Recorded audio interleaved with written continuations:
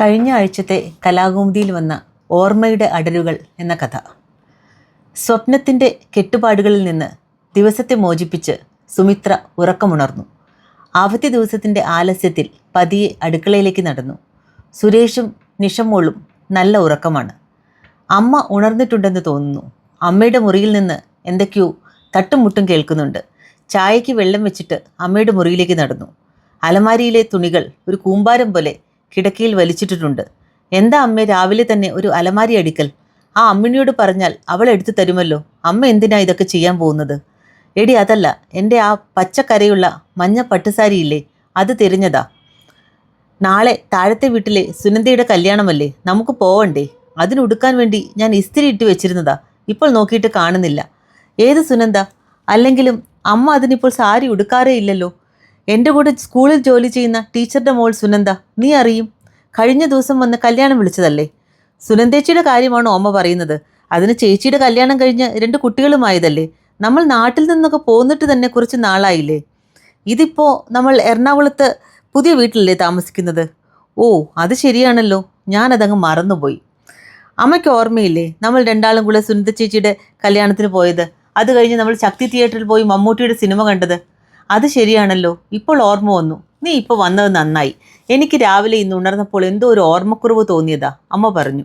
ഞാൻ ചായ എടുക്കാം, സുമിത്ര പറഞ്ഞു. എന്നാലും ആ സാരി കണ്ടില്ലല്ലോ. അമ്മ പിറുപിറുത്തുകൊണ്ട് വീണ്ടും തിരയാൻ തുടങ്ങി. പ്രാതൽ തയ്യാറാക്കുമ്പോൾ സുമിത്രയുടെ മനസ്സ് അസ്വസ്ഥമായിരുന്നു. വരാനിരിക്കുന്ന മാറ്റങ്ങളുടെ കരിനിഴൽ അവളിൽ ഭീതി പരത്തി. എന്താ ഇന്ന് വലിയൊരു ചിന്ത? കാപ്പി കുടിച്ചുകൊണ്ട് സുരേഷ് ചോദിച്ചു. എന്തെങ്കിലും പ്രശ്നമുണ്ടോ? സുമിത്ര രാവിലത്തെ സംഭവം പറഞ്ഞു. ഏയ് അമ്മ അതെന്തെങ്കിലും സ്വപ്നം കണ്ട് ഉണർന്നതാവും. നീ ടെൻഷൻ ആവേണ്ട കാര്യമൊന്നുമില്ല, സുരേഷ് അവളെ സമാധാനിപ്പിച്ചു. നിഷമോൾ എവിടെ? ഇന്ന് സ്കൂളില്ലല്ലോ, എണീറ്റിട്ടില്ല. ഞാൻ പോയി അവളെ ഉണർത്താം. സമയം 10:30 ആയില്ലേ, ഈ കുട്ടിയുടെ ഒരു കാര്യം എന്ന് പറഞ്ഞ് സുമിത്ര എഴുന്നേറ്റു. അമ്മയ്ക്ക് അടുത്തിടെയായി മറവി കൂടുതലാണ്. ഓരോന്ന് മറന്നു വെച്ച് തിരയലാണ് പ്രധാന പണി. ഇന്നലെ മുഴുവൻ കണ്ണാടി തിരിഞ്ഞു നടന്നു. അമ്മയ്ക്ക് രാവിലെ തന്നെ പത്രം വായിക്കണം. ഇന്നലെ അതിന് കഴിഞ്ഞിട്ടില്ല. അതിൻ്റെ ഈർഷ്യയായിരുന്നു ദിവസം മുഴുവൻ. വൈകുന്നേരം ചെടിക്ക് വെള്ളം നനയ്ക്കാൻ ഇറങ്ങിയപ്പോൾ ചെടിച്ചട്ടിയുടെ അരികിൽ നിന്ന് കണ്ണാടി കിട്ടി. പൊതുവെ കാര്യങ്ങൾക്ക് നല്ല ഓർമ്മയും ബുദ്ധിയുമുള്ള ആളാണ്. നാട്ടിലെ സ്കൂളിലെ ഹെഡ് മിസ്ട്രസ് ആയിട്ടാണ് അമ്മ റിട്ടയർ ചെയ്തത്. നിഷമോളുടെ പഠിത്തമൊക്കെ ഇപ്പോഴും അമ്മയാണ് നോക്കുന്നത്. വളരെ പെട്ടെന്നാണ് ഈ ഒരു മാറ്റം. ഇപ്പോൾ പലപ്പോഴും തന്നെ ഇരുന്ന് സംസാരിക്കുന്നത് കേൾക്കാം. വൈകുന്നേരം ചേട്ടനോട് വിളിച്ചൊന്ന് സംസാരിക്കണം. ഉണ്ണിച്ചേട്ടൻ തന്നെക്കാളും പ്രായത്തിന് വളരെ മൂത്തതാണ്. അമേരിക്കയിൽ ഡോക്ടറാണ്. വിവാഹ ജീവിതം വേണ്ടെന്ന് വെച്ച് അവിടെ കൂടിയിരിക്കുന്നു. വർഷത്തിലൊരിക്കൽ വരും അമ്മയെ കാണാൻ. നിഷമോളുടെ മാമൻ വരുന്ന അന്ന് ഇവിടെ ഉത്സവമാണ്. തനിക്കും നിഷമോൾക്കും ഒരുപാട് സമ്മാനങ്ങളുമായി വരും. അന്ന് എല്ലാവരും കൂടി എങ്ങോട്ടെങ്കിലും യാത്ര പോവും. അമ്മയെ എപ്പോഴും അങ്ങോട്ട് ചെല്ലാൻ വിളിക്കാറുണ്ട്. അമ്മയ്ക്ക് പക്ഷേ നാട് തന്നെ ഇഷ്ടം. എത്ര വിളിച്ചാലും പോവില്ല. ചേട്ടൻ പക്ഷേ എവിടെ നിന്നായാലും എന്നും ഫോൺ ചെയ്യും, അമ്മയുടെ വിവരങ്ങൾ അന്വേഷിക്കും. സുമിത്ര മനസ്സിനെ മേയാൻ വിട്ടു. അമ്മ ഒരു സിനിമാ പ്രേമിയാണ്. അന്ന് ഉച്ചയ്ക്ക് ടി വിയിൽ അമ്മയ്ക്ക് ഇഷ്ടപ്പെടുന്ന ഏതൊക്കെയോ സിനിമകൾ ഉണ്ടായിരുന്നു. കാണാൻ ഭംഗിയുള്ള നായകനും നായികയും, വലിയ വീട്, കാറ്, കോട്ടും സൂട്ടും ധരിച്ച വില്ലൻ, ഇതൊക്കെ ഉണ്ടെങ്കിലേ അമ്മയ്ക്ക് സിനിമ ഇഷ്ടമാകൂ. ആർട്ട് സിനിമകളെ പറ്റിയൊക്കെ പരമപുച്ഛമായിരുന്നു. വൈകുന്നേരം ആയപ്പോഴേക്കും അമ്മ ഉഷാറായി എഴുന്നേറ്റ് വന്നു. എന്നത്തെയും പോലെ നിഷയെ പഠിപ്പിക്കാനിരുത്തി. ഉണ്ണിച്ചേട്ടൻ പതിവ് പോലെ രാത്രി വിളിച്ചപ്പോൾ അമ്മയുടെ വിവരങ്ങൾ പറഞ്ഞു. കുഴപ്പമൊന്നും ഉണ്ടാവാൻ ഇടയില്ല എന്ന് പറഞ്ഞെങ്കിലും ഒരു ചെക്കപ്പ് നല്ലതായിരിക്കുമെന്ന് പറഞ്ഞു. അമ്മമ്മ അനിയൻകുട്ടൻ വന്നോ എന്ന് ചോദിക്കുന്നുണ്ട് എന്ന് നിഷ വന്ന് പറഞ്ഞു. അമ്മയുടെ അനിയനെ അന്വേഷിച്ചതാവും. സുധാകരൻ മാമൻ അടുത്താണ് താമസം. മിക്കവാറും ദിവസങ്ങളിലും അമ്മയെ വന്ന് കണ്ടിട്ട് പോവും. അതാവും അന്വേഷിച്ചത്. അമ്മ മടി പറഞ്ഞെങ്കിലും പിറ്റേ ദിവസം തന്നെ ചെക്കപ്പിന് കൊണ്ടുപോയി. മറ്റ് ആരോഗ്യ പ്രശ്നങ്ങളൊന്നും ഇല്ലെങ്കിലും അൽഷിമേഴ്സിൻ്റെ തുടക്കമാണോ എന്ന് ഡോക്ടർ ഒരു സംശയം പറഞ്ഞു. കുറച്ച് നാളത്തേക്ക് പിന്നെ പ്രശ്നമൊന്നും ഉണ്ടായില്ല. 1 മാസം കഴിഞ്ഞു. ഒരു ദിവസം രാത്രി അടുക്കള അടച്ചിറങ്ങിയപ്പോൾ അമ്മ ആരോടോ സംസാരിക്കുന്ന ശബ്ദം കേട്ട് താൻ ചെന്ന് നോക്കിയപ്പോൾ അമ്മ കിടക്കയിൽ എഴുന്നേറ്റിരിക്കുകയാണ്. അലമാരിയുടെ മുകളിലേക്ക് നോക്കി പോ എന്ന് പറയുന്നുണ്ട്. എന്താ അമ്മേ, ആരോടാ പോകാൻ പറയുന്നത്? ആ അലമാരിയുടെ മുകളിൽ ഇരിക്കുന്നവനോട് ഇറങ്ങി പോവാൻ പറയൂ, എനിക്ക് ഉറങ്ങാൻ കഴിയണ്ടേ? അമ്മ, അവിടെ ആരുമില്ല, അമ്മയ്ക്ക് തോന്നുന്നതാ. സുമി, എനിക്ക് നന്നായി കാണാം. അവിടെ ഒരാൾ ഇരിക്കുന്നുണ്ട്. തലയിലൊരു തൊപ്പിയുണ്ട്, ഒരു കപടാ മീശയും. അങ്ങനെ ചിരിച്ചുകൊണ്ട് എന്നെ നോക്കി ഇരിക്കുക. ആൾ മാന്യനാ, ഒരു ശല്യവുമില്ല. പക്ഷെ ഇങ്ങനെ ഒരാൾ തുറിച്ചു നോക്കിക്കൊണ്ടിരുന്നാൽ എങ്ങനെ ഉറങ്ങാൻ കഴിയും? അമ്മേ, ഞാൻ അമ്മയോട് കള്ളം പറയുമോ? അവിടെ ആരുമില്ല, അമ്മ ഉറങ്ങിക്കോ. അമ്മ ഉറങ്ങിയിട്ടേ ഞാൻ പോകുന്നുള്ളൂ, സുമിത്ര പറഞ്ഞു. അമ്മ കണ്ണടച്ച് കിടന്നു. ഉറങ്ങിയെന്ന് ഉറപ്പ് വരുത്തിയിട്ടേ സുമിത്ര മുറി വിട്ടു പോയുള്ളൂ. അടുത്ത ദിവസം തന്നെ ഡോക്ടറെ കണ്ട് മെഡിക്കേഷൻ തുടങ്ങി. രാത്രി അമ്മയുടെ ഉറക്കം പലപ്പോഴും അസ്വസ്ഥമായിരുന്നു. പേടി സ്വപ്നങ്ങൾ കണ്ട് ഞെട്ടിയുണരും. പലപ്പോഴും അനിയൻകുട്ടനെ ചോദിച്ച് കരയും. സുമിത്ര രാവിലെ തന്നെ സുധാകരൻ മാമനെ വിളിച്ച് വിവരം പറഞ്ഞു. അനിയൻകുട്ടനെയാണ് ചോദിക്കുന്നത് എന്ന് പറഞ്ഞപ്പോൾ മാമൻ ഒരു നിമിഷം ഒന്നും മിണ്ടിയില്ല. എന്നിട്ട് പറഞ്ഞു, ഞാൻ നിന്നോട് പറഞ്ഞിരുന്നില്ലേ ഈ ആഴ്ച എനിക്കൊരു ബിസിനസ് ടൂർ ഉണ്ടെന്ന്. അടുത്ത ആഴ്ച ഞാൻ മടങ്ങിയെത്തും. എന്നിട്ട് ചേച്ചിയെ വന്ന് കാണാം. എനിക്ക് നിന്നോട് കുറച്ച് കാര്യങ്ങൾ പറയാനുണ്ട്, മാമൻ പറഞ്ഞു. ഉണ്ണിച്ചേട്ടനോട് ഈ വിവരങ്ങൾ ഫോണിലൂടെ പറഞ്ഞപ്പോഴും പെട്ടെന്ന് അസുഖകരമായ ഒരു മൗനം അവർക്കിടയിൽ തങ്ങി നിന്നു. ചേട്ടൻ കൂടുതലൊന്നും പറയാതെ ഫോൺ വെക്കുകയും ചെയ്തു. തനിക്കറിയാത്ത എന്തൊക്കെയോ രഹസ്യങ്ങളുള്ളതുപോലെ, എല്ലാവരും തന്നിൽ നിന്ന് മറച്ചു പിടിക്കുന്ന എന്തൊക്കെയോ കാര്യങ്ങളുള്ളതുപോലെ സുമിത്രയ്ക്ക് തോന്നി. സുരേഷിനോട് ഈ ആശങ്കകൾ പറഞ്ഞെങ്കിലും തനിക്ക് തോന്നുന്നതാവും എന്ന് പറഞ്ഞ് തള്ളിക്കളയുകയാണ് ഉണ്ടായത്. അടുത്ത ദിവസം നിഷമോളെയും കൂട്ടി സ്കൂളിൽ നിന്ന് വന്നപ്പോൾ അമ്മ ആകെ എക്സൈറ്റഡ് ആയിരുന്നു. മക്കളെ, ഇന്നിവിടെ ഒരു സംഭവം ഉണ്ടായി. ഞാൻ ഉച്ചയ്ക്ക് ഊണ് കഴിഞ്ഞ് ഒന്ന് മയങ്ങാൻ കിടന്നതാണ്. അമ്മിണി വീട്ടിൽ പോയിരുന്നു. കോളിംഗ് ബെല്ലിൻ്റെ ശബ്ദം കേട്ട് ഞാൻ ചെന്ന് തുറന്നപ്പോൾ ആരാ മക്കളെ മുറ്റത്ത് നിൽക്കുന്നത്? നീ ഒന്ന് ഗസ് ചെയ്ത് നോക്കിക്കേ. ആരാ അമ്മമ്മേ? നിഷമോൾ ചോദിച്ചു. പ്രേം നസീറും ഷീലയും കൂടെ വന്നിരിക്കുക എന്നെ കാണാൻ. അവർ അവിടെ അടുത്ത് ഏതോ കല്യാണത്തിന് വന്നതാത്രേ. ദാ ഈ സോഫയിലായിരുന്നത് രണ്ടാളും കൂടെ. എന്തൊരു നല്ല പെരുമാറ്റമാ. സിനിമയിലൊക്കെ കാണുന്നത് പോലെ തന്നെയുണ്ട്. ഷീല നല്ല ചുവന്ന പട്ടുസാരിയാണ് ഉടുത്തിരുന്നത്. എന്തൊരു ഭംഗിയുള്ള ചിരിയാണ്. ഇപ്പോഴത്തെ ഏതെങ്കിലും നായികമാരുണ്ടോ ഷീലയുടെ 7 അയലത്ത് നിർത്താൻ കൊള്ളാവുന്നത്? പ്രേം നസീറും അതെ, എന്നോട് നല്ല സ്നേഹത്തിൽ വിശേഷങ്ങളൊക്കെ ചോദിച്ചു. കുറച്ചു മുൻപേ ഇറങ്ങിയതേ ഉള്ളൂ. ഇനിയും വരാമെന്ന് പറഞ്ഞാണ് അവർ പോയത്. നിങ്ങൾ കുറച്ചു നേരത്തെ എത്തിയിരുന്നെങ്കിൽ അവരെ പരിചയപ്പെടാമായിരുന്നു. അതിന് അമ്മമ്മേ, പ്രേം നസീർ നിഷമോൾ പറഞ്ഞു. നിഷമോൾ പറഞ്ഞു തുടങ്ങിയതും താൻ അവളെ അകത്തേക്ക് വിളിച്ചു. അമ്മേ, ഞാൻ ചായ ഉണ്ടാക്കാം എന്ന് പറഞ്ഞു സുമിത്ര അകത്തേക്ക് നടന്നു. അമ്മേ, പ്രേം നസീർ മരിച്ചു പോയതല്ലേ? നിഷ ചോദിച്ചു. അതെ മോളെ, നിനക്കതെങ്ങനെ അറിയാം? അതോ മലയാളത്തിലെ മരിച്ചുപോയ അതുല്യ നടന്മാരുടെ ഫോട്ടോ കളക്ട് ചെയ്യാൻ ടീച്ചർ പറഞ്ഞിരുന്നു. ഓ, അത് ശരി. അമ്മ പറഞ്ഞിട്ടില്ലേ അമ്മാമ്മയ്ക്ക് കുറച്ച് ഓർമ്മക്കുറവ് വന്നിട്ടുള്ള കാര്യം? അതുകൊണ്ടാണ് ഇങ്ങനെ. നീ അത് കാര്യമാക്കണ്ട, സുമിത്ര പറഞ്ഞു. അമ്മാമ്മയ്ക്ക് പക്ഷേ ആവശ്യമില്ലാത്ത കാര്യങ്ങളൊക്കെ നല്ല ഓർമ്മയാ. എൻ്റെ കണക്കിൻ്റെ മാർക്കൊന്ന് ചോദിച്ചു നോക്കിയേ, ഇപ്പോൾ പറഞ്ഞു തരും.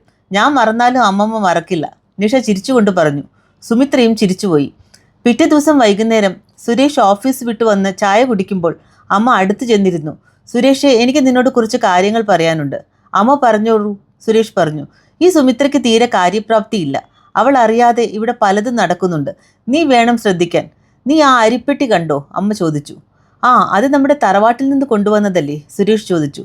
തീന്മേശയ്ക്ക് അരികിലായി തറവാട്ടിൽ നിന്ന് കൊണ്ടുവന്നിരുന്ന ഒരു വലിയ അരിപ്പെട്ടി സുമിത്ര സൂക്ഷിച്ചിരുന്നു. അതിനെക്കുറിച്ചാണ് അമ്മ പറയുന്നത്. അത് വെറും അരിപ്പെട്ടിയല്ല. ആ അരിപ്പെട്ടിയുടെ മൂടി തുറന്നാൽ അതിനടിയിലേക്ക് പടികളുണ്ട്. അതിലൂടെ താഴെ ഇറങ്ങിയാൽ അതിനടിയിൽ താഴെ നിലവറയാണ്. അതിലേക്ക് പുറത്തു നിന്ന് ഒരു തുരങ്കമുണ്ട്. അതിലൂടെ നടന്നു വന്ന് ആളുകൾ രാത്രി ഈ വീട്ടിൽ കയറുന്നുണ്ട്. എനിക്ക് ആ അമ്മിണിയാണ് സംശയം.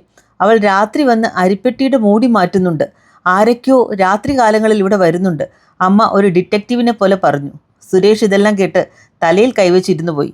ലങ്കാദഹനം പോലത്തെ സിനിമകളുടെ ഇൻഫ്ലുവൻസ് ആണെന്ന് തോന്നുന്നു. അമ്മയുടെ സിനിമ കാണൽ ഒന്ന് കുറയ്ക്കുന്നതാവും നല്ലത്, സുരേഷ് രാത്രി കിടക്കുമ്പോൾ സുമിത്രയോട് പറഞ്ഞു. അന്ന് രാത്രി അമ്മയുടെ മുറിയിൽ നിന്ന് ഉയർന്ന നിലവിളികൾ കേട്ടാണ് സുമിത്ര ഉണർന്നത്. സുരേഷും സുമിത്രയും ഓടി അമ്മയുടെ മുറിയിലെത്തി. എന്നെ കൊല്ലുന്നേ, രക്ഷിക്കണേ എന്ന് പറഞ്ഞാണ് അമ്മ നിലവിളിക്കുന്നത്. സുമിത്ര ലൈറ്റിട്ട് അമ്മയെ കുലുക്കി വിളിച്ചു. അമ്മ എണീക്ക്, അമ്മ സ്വപ്നം കണ്ടതാണ്. അവൻ എന്നെ കൊല്ലാൻ വന്നതാണ്. ഈ മുറിയിൽ തന്നെ എവിടെയോ അവനുണ്ട്. നിങ്ങൾ പോയാൽ അവൻ വീണ്ടും വരും. അവൻ എൻ്റെ കഴുത്ത് ഞെരിച്ച് കൊല്ലാൻ നോക്കി. ആരുടെ കാര്യമാണ് അമ്മ പറയുന്നത്? ഈ മുറിയിൽ ആരുമില്ല. നീ ആ കർട്ടൻ്റെ പുറകിൽ നോക്ക്. അവൻ അവിടെ മറഞ്ഞു നിൽക്കുന്നുണ്ടാവും. ഉണ്ണി വന്നിട്ടുണ്ട്. അവനാണ് എന്നെ കൊല്ലാൻ നോക്കുന്നത്. അമ്മേ, ചേട്ടൻ അമേരിക്കയിലല്ലേ? അല്ലെങ്കിലും ചേട്ടൻ എന്തിനാണ് അമ്മയെ കൊല്ലാൻ നോക്കുന്നത്? അതൊന്നും എനിക്കറിയില്ല. പക്ഷെ അവൻ ഇന്ന് രാത്രി ഇവിടെ വന്നിരുന്നു. അവനത് ചെയ്യും. അവനല്ലേ അനിയൻകുട്ടനെ കൊന്നത്? ഞാനത് കണ്ടതല്ലേ. അമ്മ ഉറങ്ങിക്കോ, ഈ മരുന്ന് കഴിച്ചോളൂ, സുമിത്ര പറഞ്ഞു. ഞാൻ അമ്മയുടെ കൂടെ കിടക്കാം. പിന്നെ ആരും ഇവിടെ വരില്ല, സുമിത്ര അമ്മയുടെ തലയിൽ തടവിക്കൊണ്ട് പറഞ്ഞു. രാവിലെ അമ്മ ആ സംഭവം തന്നെ മറന്നുപോയിരുന്നു. പതിവ് പോലെ അമ്മിണിയോട് എന്തൊക്കെയോ വർത്തമാനം പറയുന്നത് അടുക്കളയിൽ നിന്ന് കേൾക്കാം. സുമി, നീ ഇന്നലത്തെ കാര്യം ഉണ്ണിച്ചേട്ടനോട് പറയാൻ നിൽക്കണ്ട. അങ്ങേർക്ക് വല്ലാതെ വിഷമമാവും, സുരേഷ് പറഞ്ഞു. ഇല്ല, ഞാൻ പറയുന്നില്ല. എന്നാലും എന്താവും അമ്മ അങ്ങനെ പറഞ്ഞത്? സുമിത്ര ചോദിച്ചു. അമ്മ പറയുന്ന കാര്യങ്ങൾക്ക് ഇപ്പോൾ എന്തെങ്കിലും ലോജിക് ഉണ്ടോ? നീയും കേട്ടതല്ലേ അന്നത്തെ തുരങ്കത്തിൻ്റെ കഥ? സുരേഷ് ചോദിച്ചു. അതും ശരിയാണ്, സുമിത്ര പറഞ്ഞു. ഓർമ്മയുടെ അടരുകൾ പരതുമ്പോൾ ചിലത് മങ്ങുകയും ചിലത് തെളിച്ചു മാർജിക്കുകയും ചെയ്യുന്നുണ്ടാവും അമ്മയുടെ മനസ്സിൽ. അമ്മയുടെ മനസ്സിൽ സത്യവും മിഥ്യയും തമ്മിലുള്ള വേർതിരിവുകൾ ഇല്ലാതെയായെന്ന് തോന്നുന്നു. ഞായറാഴ്ച വൈകുന്നേരം സുധാകരൻ മാമൻ വന്നു. അമ്മയുടെ അടുത്ത് കുറേ നേരം ഇരുന്ന് വർത്തമാനം പറഞ്ഞിട്ട് തൻ്റെ അടുത്ത് വന്നു. മാമൻ വന്നത് നന്നായി. കുറേ നാളായി അമ്മ അനിയൻകുട്ടനെ ചോദിക്കുന്നു. ഇപ്പോൾ അമ്മയ്ക്ക് സമാധാനമായി കാണും. സുമിത്രേ, നിന്റെ അമ്മ ചോദിക്കുന്ന അനിയൻകുട്ടൻ ഞാനല്ല. നിനക്ക് ചിലപ്പോൾ ആ കഥകൾ അറിയുന്നുണ്ടാവില്ല. നീ ജനിക്കുന്നതിന് മുൻപ് നടന്ന കാര്യങ്ങളാണ്. നിനക്ക് ഒരു ചേട്ടനും കൂടെ ഉണ്ടായിരുന്നു, ഉണ്ണിക്കുട്ടൻ്റെ അനിയൻ. അവനെ അനിയൻകുട്ടൻ എന്നാണ് എല്ലാവരും വിളിച്ചിരുന്നത്. അവൻ ചെറുതിലെ മരിച്ചുപോയി. അപകട മരണമായിരുന്നു. അവന് 2 വയസ്സുള്ളപ്പോഴാണ് ആ സംഭവം നടന്നത്. ചേച്ചി കുട്ടിയെ കുളിപ്പിക്കാൻ വെള്ളം നിറച്ച് വെച്ചിട്ട് എണ്ണ എടുക്കാൻ അകത്ത് പോയതാണ്. കുഞ്ഞിനെ നോക്കാൻ ഉണ്ണിക്കുട്ടനെ ഏൽപ്പിച്ചിരുന്നു. അവനും ചെറിയ കുട്ടിയല്ലേ. അവൻ ആ തക്കത്തിൽ പറമ്പിലേക്ക് കളിക്കാൻ ഓടിപ്പോയി. ചേച്ചി തിരികെ വന്നപ്പോഴേക്കും കുട്ടി ബക്കറ്റിൽ നിറച്ച വെള്ളത്തിൽ വീണ് മുങ്ങി മരിച്ചിരുന്നു. ചേച്ചിക്ക് അതോടെ സമനില തെറ്റിയതുപോലെയായി. ഉണ്ണിക്കുട്ടൻ മനഃപൂർവ്വം കുഞ്ഞിനെ കൊന്നതാണെന്ന് വരെ അവൾ പറഞ്ഞു തുടങ്ങി.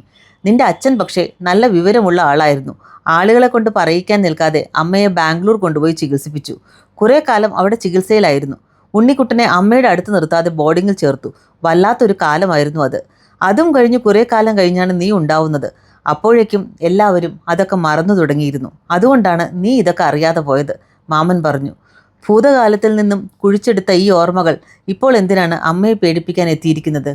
കുറേ കാലം എവിടെയോ ഉറങ്ങിക്കിടന്നിട്ട് വീണ്ടും ഉയർത്തെഴുന്നേൽത്തിരിക്കുന്നു. അവസാന കാലത്ത് അമ്മയുടെ മനസമാധാനം കെടുത്താൻ.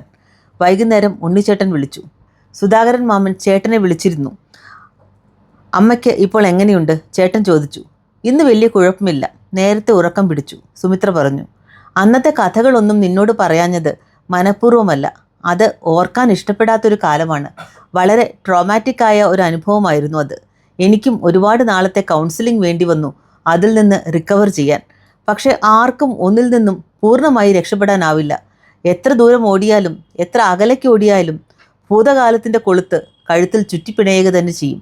സുമിത്രേ, നിനക്കറിയുമോ, ഞാൻ ഈയിടെയായി എന്നും അനിയൻകുട്ടനെ സ്വപ്നം കാണാറുണ്ട്.